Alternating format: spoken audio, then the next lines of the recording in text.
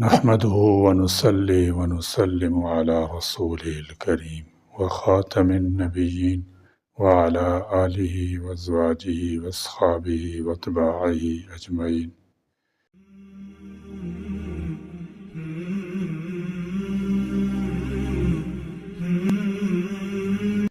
قریش مکہ نے جب آقائے دو جہاں صلی اللہ تعالی علیہ وسلم کا سوشل بائیکاٹ کیا تو اس کا ایک عہد نامہ لکھ کر محفوظ کر دیا اور قسم کھائی کہ جو سردار معزز قریش اس معاہدے کی خلاف ورزی کرے گا اسے بھی مسلمانوں کی طرح سخت سزا دی جائے گی۔ یہ عہد نامہ تاریخ کا سفاک ترین معاہدہ تھا جس نے انسانیت کی دھجیاں بکھیر دیں، اور اس کے ساتھ کیا ہوا؟ قریش مکہ اس کا انجام دیکھ کر کانپ اٹھے تھے۔ جب اس معاہدہ کے متعلق حضرت ابو طالب کو خبر ملی تو انہوں نے تمام بنی ہاشم بنی مطلب کو جمع کیا۔ چچا ابو طالب کو اس کا اندیشہ تھا کہ اب یہ سرداران قریش انتہائی قدم اٹھاتے ہوئے میرے بھتیجے محمد صلی اللہ تعالی وسلم کو جسمانی نقصان پہنچانے کی پوری کوشش کریں گے۔ اس اندیشے کا اظہار انہوں نے اپنے بھائیوں اور بھتیجوں سے کیا تو سب نے اس کا حل بھی انہی پر چھوڑ دیا۔ حضرت ابو طالب نے فیصلہ کیا کہ فی الوقت سب لوگ شیب ابی طالب میں چلے جائیں اور وہیں قیام کریں، سب ایک ساتھ رہیں گے۔ اس طرح حفاظت بھی رہے گی اور اجتماعیت بھی برقرار رہے گی۔ یوں بھی اب محلوں میں رہنے سے کوئی فائدہ نہ تھا۔ مقاطع کی صورت میں ان لوگوں کے بالکل الگ تھلگ پڑ جانے کا اندیشہ تھا جو قریش کے دوسرے قبیلوں کے درمیان مکان بنا کر رہ رہے تھے۔ ابو لہب بھی بھائی تھا مگر وہ اس میٹنگ میں شریک نہیں تھا۔ اس کے علاوہ تمام لوگ شیب ابی طالب میں منتقل ہو گئے۔ یہ ایک وسیع عریض گھاٹی تھی جو دو پہاڑوں کے بیچ میں قدرتی طور پر بن گئی تھی اور اس وقت حضرت ابو طالب کی ملکیت میں تھی۔ قریش کے تمام 10 قبیلوں کے پاس اپنی اپنی گھاٹیاں تھیں۔ گھاٹی کو عربی میں شیب کہتے ہیں۔ کوئی ابی قبیس میں کئی گھاٹیاں تھیں جیسے شیب المطلب، شیب بنی ہاشم، شیب بنی اسد، شیب بنی عامر، شیب بنی کنانہ وغیرہ۔ یہ شیب بنی ہاشم کی موروثی ملکیت تھی۔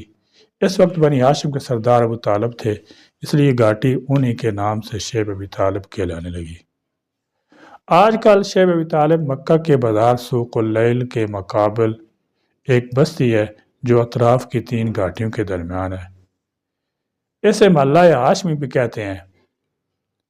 مولد النبی صلی اللہ تعالی علیہ وسلم، مولد علی رضی اللہ تعالی عنہ اور دار خدیجہ رضی اللہ تعالی عنہ اس شیب میں واقع ہے۔ اس شیب علی رضی اللہ تعالی عنہ یہ شیب بنی ہاشم کہا جاتا ہے۔ اس محصوری کے زمانے میں تمام مقصورین مصائب و آلام کا شکار تھے۔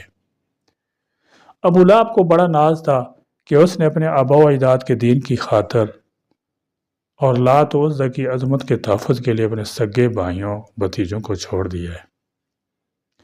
ایک دن وہ عتبہ بن ربیعہ کی بیٹی ہند کے پاس گیا اور جا کر کہنے لگا، اے عتبہ کی بیٹی، کیا میں نے ان لوگوں کو چھوڑ کر جنہوں نے لات عزا کو چھوڑا، ان معبودوں کے خلاف بغاوت کی، لات عزا کی مدد نہیں کی؟ ہند نے جواب دیا، ہاں تم نے مدد کی ہے، اللہ تم اس کی بہترین جزا دے۔ قابل ذکر بات یہ ہے کہ ابو لہب کے علاوہ سب ہی آل بنی ہاشم بنی مطلب نے شیب ابی طالب میں پناہ گزینی کی زندگی اختیار کی۔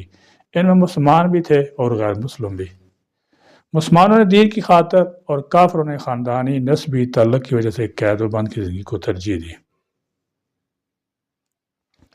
آپ صلی اللہ تعالی علیہ وسلم اپنے جانثاران کے ساتھ بنو شیب کی گھاٹی میں 3 سال محصور رہے تو قریش مکہ کی اس سفاکی پر آسمان بھی رو دیا تھا۔ سرکار دو جہاں صلی اللہ تعالی وسلم کے صبر و استقامت کے اس دور کے بارے میں ابن سعد اور بیہقی کی روایات ہیں کہ مقصورین کی زبوں حالی اور بے چارگی یہاں تک پہنچ گئی کہ ان کے بچے بھوک سے روتے اور بلکتے اور ان کے رونے اور چیخنے کی آوازیں شیب ابی طالب سے باہر بھی سنائی دیتی تھی اور آس پاس کے پڑوسی بے چین اور مضطرب ہو جاتے تھے۔ لیکن کچھ سنگ دل اور بدبخت ایسے بھی تھے جو معصوم بچوں کی چیخ و پکار سن کر خوشی کا اظہار کرتے۔ تنگی و عسرت، قید و بند اور فاقہ کشی کا یہ ہولناک دور موسیٰ بن عقبہ کے بیان کے مطابق 3 سال جاری رہا۔ 3 سال کی مدت کم نہیں ہوتی، خاص طور پر اس وقت جب کہ یہ مدت مصائب اور مشکلات سے بھری ہوئی ہو۔ رات آرام اور خوشی مسرت کے دن تو پر لگا کر اڑتے ہیں، جبکہ پریشانیوں کا وقت آہستہ آہستہ کٹتا ہے۔ شیب ابی طالب میں نبی اکرم صلی اللہ تعالی وسلم اور آپ کے افراد خاندان کے دن مشقت بھرے تھے۔ کفار نے مکمل طور پر بائیکاٹ کر رکھا تھا۔ وہ لوگ ان تک کھانے پینے کی کوئی چیز پہنچنے نہیں دیتے تھے، اور نہ بازار والوں کو یہ اجازت تھی کہ وہ ان لوگوں کو کوئی چیز فروخت کریں۔ بڑے تو کسی نہ کسی طرح فاقوں پر صبر کر لیتے، لیکن چھوٹے چھوٹے معصوم بچے کیسے صبر کرتے؟ جب انہیں بھوک لگتی تو وہ بلبلاتے اور روتے۔ ان کی رونے کی آوازیں سن کر کفار مشرکین خوش ہوتے اور لطف اندوز ہوتے۔ انہیں ذرا رحم نہ آتا، ان کا دل ذرا نہ پسیجتا۔ حضرت عتبہ بن غزوان کہتے ہیں کہ رسول اللہ صلی اللہ علیہ وسلم کے ساتھ ہمارا پورا ہفتہ ایسا گزر جاتا کہ ہمارے پاس کھانے کے لیے درختوں کے پتوں کے علاوہ کچھ نہ ہوتا۔ پتے کھا کھا کر ہمارے منہ چھل جایا کرتے تھے۔ اور سعد بن ابی وقاص رضی اللہ تعالیٰ فرماتے ہیں، شیب ابی طالب میں ہماری زندگی سختیوں میں گزر رہی تھی۔ ایک مرتبہ میں بھوکا تھا، اتفاق سے رات کو میرا پیر کسی تر چیز پر پڑا۔ میں نے وہ چیز اٹھا کر زبان پر رکھ لی اور اسے نگل لیا۔ مجھے آج تک پتہ نہیں چلا وہ چیز کیا تھی۔ علامہ سہیلی لکھتے ہیں کہ جب کوئی قافلہ اشیاء خوردنی لے کر مکہ مکرمہ میں آتا تو شیب ابی طالب کے مقصورین میں سے کچھ لوگ اس امید پر بہے نکلتے کہ شاید قافلے والے ہمیں کچھ فروخت کر دیں۔ مکہ والے تو انہیں دیکھتے منہ پھیر لیتے تھے۔ جب وہ ان قافلے والوں کے پاس پہنچتے اور ان سے کوئی چیز خریدنا چاہتے تو اللہ کا دشمن ابو لہب ان کے پاس آ کھڑا ہو جاتا، ان سے کہتا کہ یہ محمد کے ساتھی ہیں، انہیں مہنگے دام بتاؤ تاکہ یہ کوئی چیز خرید نہ سکیں۔ نقصان کی پرواہ مت کرنا، اس کی بھرپائی میں کروں گا۔ وہ لوگ ابو لہب کے بہکاوے میں آ کر مسلمانوں کو اتنا زیادہ دام بتلاتے کہ وہ خریدے بغیر خالی ہاتھ اپنے بچوں کے پاس واپس چلے جاتے۔ بچے بھوک سے بلبلا رہے ہوتے مگر ان کے پاس کھلانے کو کچھ نہ ہوتا۔ وہ لالچی تاجر ابو لہب کے پاس جا کر اپنا منافع لے لیتے۔ مسلمان اور ان کے ساتھ جو لوگ بھی تھے وہ بڑی آزمائش سے گزر رہے تھے۔ ان کے پاس کھانے کو کچھ بھی نہ تھا۔ کتنے مشکل، سخت اور جاں گسل حالات تھے۔ مسلمانوں کے لیے ہم ان حالات کا تصور بھی نہیں کر سکتے۔ اور جب ہم یہ دیکھتے ہیں کہ یہ صورتحال 2-4 دن یا 2-4 مہینوں تک باقی نہیں رہی بلکہ مسلسل 3 سال اسی حالت میں گزرے تو کلیجہ منہ کو آتا ہے اور آنکھیں اشک بار ہو جاتی ہیں۔ ابو طالب بڑھاپے کی منزل میں قدم رکھ چکے تھے۔ حالات نے ان کو اور زیادہ کمزور کر دیا تھا۔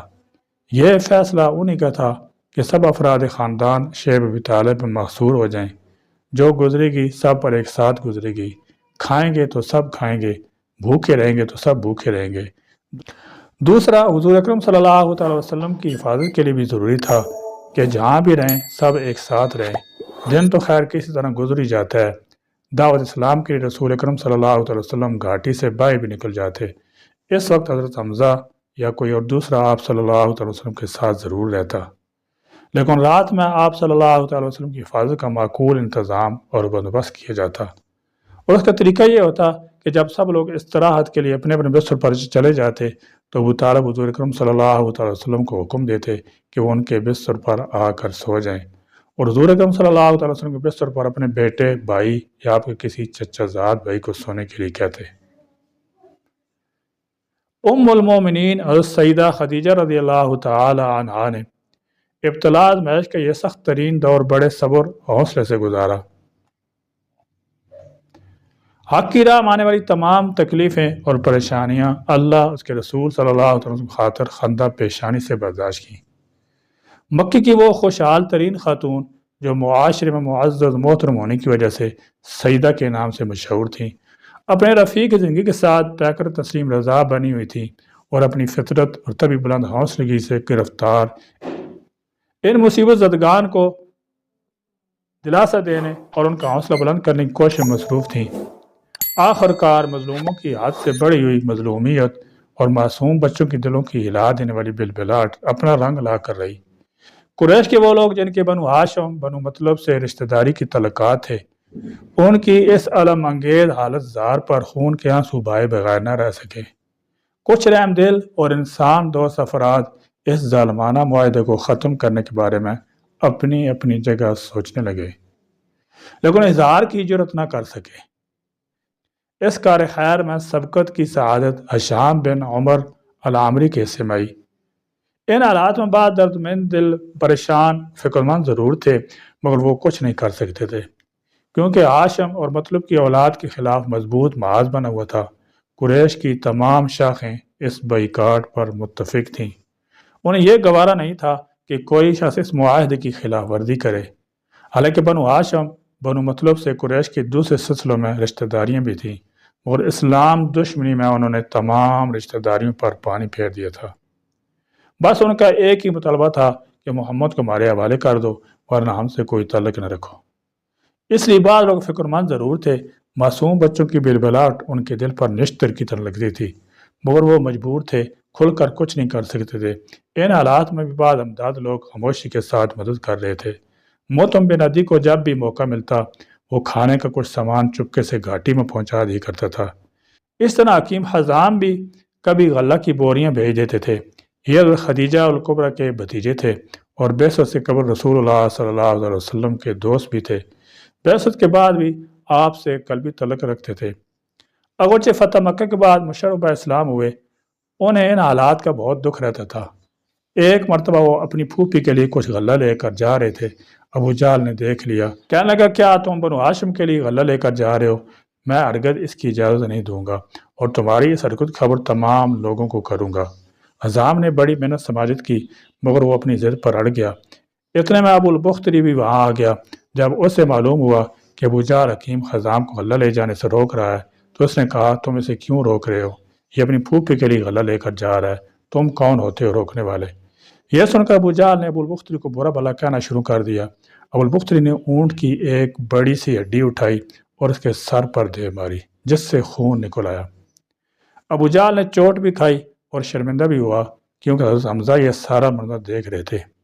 حکیم حزام نے بعد میں بھی یہ سلسلہ جاری رکھا۔ وہ تجارت پیشہ انسان تھے، شام سے ان کے اونٹ غلے سے لد کر آیا کرتے تھے۔ جب یہ اونٹ مکے پہنچتے تو حکیم حزام 2-4 اونٹ شیب ابی طالب کی طرف ہنکا دیتے۔ وہاں سے وہ لوگ یہ غلہ اتار کر اونٹوں کو واپس بھیج دیتے۔ ہشام ابن عمر ابن ربیعہ بھی مدد کرنے میں پیش رہتا تھا۔ ایک رات وہ غلے کی 3 بوریاں گھاٹی کی طرف بھیج رہا تھا کہ قریش کو اس کا علم ہو گیا۔ انہوں نے سخت سست کہا۔ ہشام نے مدد کی اور وعدہ کیا کہ وہ دوبارہ یہ حرکت نہیں کرے گا، اور اس نے دوبارہ بھی ایسا ہی کیا۔ ایک مرتبہ قریش نے رنگے ہاتھوں پکڑ لیا اور اسے سزا دینے کا ارادہ کیا۔ ابو سفیان نے کہا، اسے چھوڑ دو، اس نے صرف ہمدردی اور صلہ رحمی کی وجہ سے ایسا کیا ہے۔ خدا کی قسم اگر ہم بھی ایسا کرتے تو زیادہ اچھا ہوتا۔ ان حالات سے اگر کوئی شخص سب سے زیادہ فکر مند، پریشان اور بے چین تھا، وہ ہشام بن عمر تھے۔ اور بھی رہے ہوں گے، اور کوئی شخص بھی کھل کر مخالفت کی جرت نہیں کرتا تھا۔ یہ صرف ہشام بن عمر تھے جنہوں نے اس غیر انسانی مقاطع کے خلاف آواز اٹھانے کی جرت کی۔ ایک دن انہیں خیال آیا، ہو سکتا ہے پہلے بھی خیال آیا ہو، لیکن اس خیال کو عملی جامہ پہنانے کے لیے وہ آج ہی آمادہ نظر آئے۔ انہیں خیال آیا کہ ہم تو سب عیش و آرام کی زندگی گزار رہے ہیں، اور ہمارے بھائی بھتیجے اور ان کے معصوم بچے وہاں بھوک پیاس سے بلبلا رہے ہیں۔ یہ خیال آنا تھا کہ تڑپ کر اٹھے اور زہیر بن امیہ کے پاس پہنچے۔ زہیر بن امیہ عبد المطلب کے نواسے اور رسول اللہ صلی اللہ علیہ وسلم کی پھوپھی عاتکہ بن عبد المطلب کے بیٹے تھے۔ ہشام نے زہیر سے پوچھا، کیا تمہیں اچھا لگتا ہے کہ تم کھاؤ پیو، شادی بیاہ کرو اور تمہارے ماموں ایک ایک دانے کو ترسیں؟ خدا کی قسم اگر یہ معاملہ ابو جہل کے نانا ماموں کا ہوتا تو وہ کبھی یہ معاہدہ نہ کرتا، اور کرتا تو اس کی پرواہ نہ کرتا۔ زہیر نے کہا، واقعی دل تو میرا بھی بہت کڑتا ہے، مگر میں تنہا کیا کر سکتا ہوں؟ اگر ایک ہم خیال اور مل جائے تو میں کچھ پیش قدمی کروں۔ ہشام وہاں سے اٹھ کر مطعم بن عدی کے پاس پہنچے۔ اس سے بھی اسی طرح گفتگو کی، اس کا جواب بھی یہی تھا۔ اس کے بعد ہشام نے ابو البختری زمع بن اسد کو ہم خیال بنایا۔ کل 5 افراد ہو گئے۔ جو گرچہ تنے تنہا معصورین کے لیے فکر مند رہتے تھے مگر وہ اپنے دل کی بات کسی سے کہہ نہیں پاتے تھے۔ آج شام بن عمر کے سامنے کھل گئے، پانچوں ایک جگہ جمع ہوئے، ان کے درمیان یہ بات طے پائی کل صبح جب تمام لوگ بیت اللہ میں جمع ہوں گے ان کے سامنے یہ بات رکھی جائے اور ہم سب ایک آواز ہو کر ان سے کہیں گے کہ اس معاہدے کو چاک کر دیا جائے۔ ظہیر نے کہا یہ بات کی ابتدا میں کروں گا، آپ سب لوگ میری تائید کریں گے۔ صبح کے وقت جب تمام سرکردہ افراد خانہ کعبہ کے صحن میں اپنی اپنی محفل سجائے خوش گپیاں کر رہے تھے، ظہیر اپنی جگہ سے اٹھے، پہلے انہوں نے بیت اللہ کے 7 چکر لگائے، پھر ان لوگوں کو مخاطب کرتے ہوئے کہنے لگے، اے مکہ والو، ہم کھانا بھی کھا رہے ہیں، کپڑے بھی پہن رہے ہیں، دوسری طرف بنو ہاشم علاقوں تم پڑے ہوئے ہیں، نہ وہ کچھ خرید سکتے ہیں نہ فروخت کر سکتے ہیں، واللہ میں اس وقت تک اپنی جگہ نہیں بیٹھوں گا جب تک اس معاہدے کو نہ پھاڑ دوں جو سراسر ظالمانہ اور غیر منصفانہ ہے۔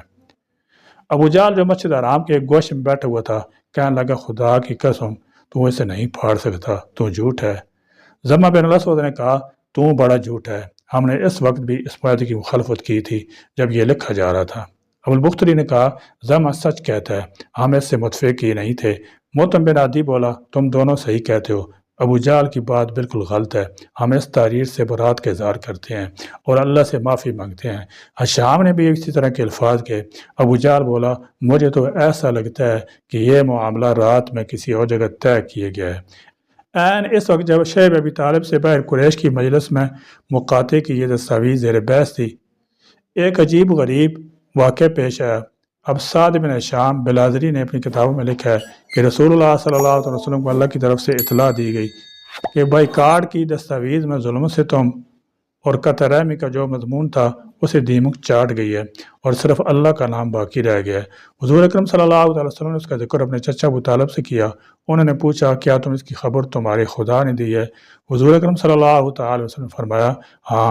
حضرت ابو طالب نے اس بات کا ذکر اپنے بھائیوں کے سامنے کیا۔ انہوں نے پوچھا، آپ کا کیا خیال ہے؟ ابو طالب نے کہا، خدا کی قسم محمد نے مجھ سے کبھی کوئی جھوٹ بات نہیں کہی۔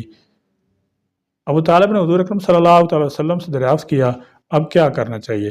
آپ صلی اللہ تعالی وسلم نے فرمایا، چچا آپ عمدہ لباس پہن کر سرداران قریش کے پاس چلے جائیں، ان کو یہ بات بتائیں۔ حضرت ابو طالب اپنے چند ساتھیوں کے ہمراہ اس مجلس میں پہنچے۔ قریش کے سردار اس دستاویز کے معاملے پر غور و خوض کر رہے تھے اور بحث کر رہے تھے۔ ابو طالب کو آتے دیکھ کر اہل مجلس میں خوشی کا اظہار کیا اور آمد کی وجہ پوچھی۔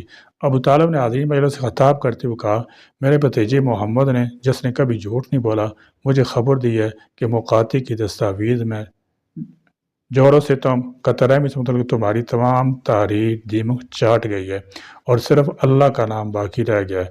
اب تم وہ صحیفہ منگوا کر دیکھ لو، اگر میرے بھتیجے کا بیان غلط نکلا تو میں اسے تمہارے حوالے کر دوں گا، پھر تم اختیار ہے، چاہے قتل کرو چاہے زندہ رہنے دو، لیکن اگر اس کی بات سچ نکلی تو ہمارے ساتھ اس بدسلوکی سے باز آ جاؤ۔ ابو طالب کی یہ بات سن کر حاضرین مجلس نے کہا، آپ نے انصاف کی بات کہی ہے۔ دستاویز منگوا کر دیکھی گئی، وہی بات سچ نکلی جس کی خبر دی گئی تھی۔ اس پر قریش کے پیروں تلے زمین نکل گئی، ان کے ہاتھوں کے طوطے اڑ گئے، ندامت اور شرم سے ان کی آنکھیں جھک گئیں۔ یہ کہہ کر ابو طالب تو گھاٹی کی طرف لوٹ آئے۔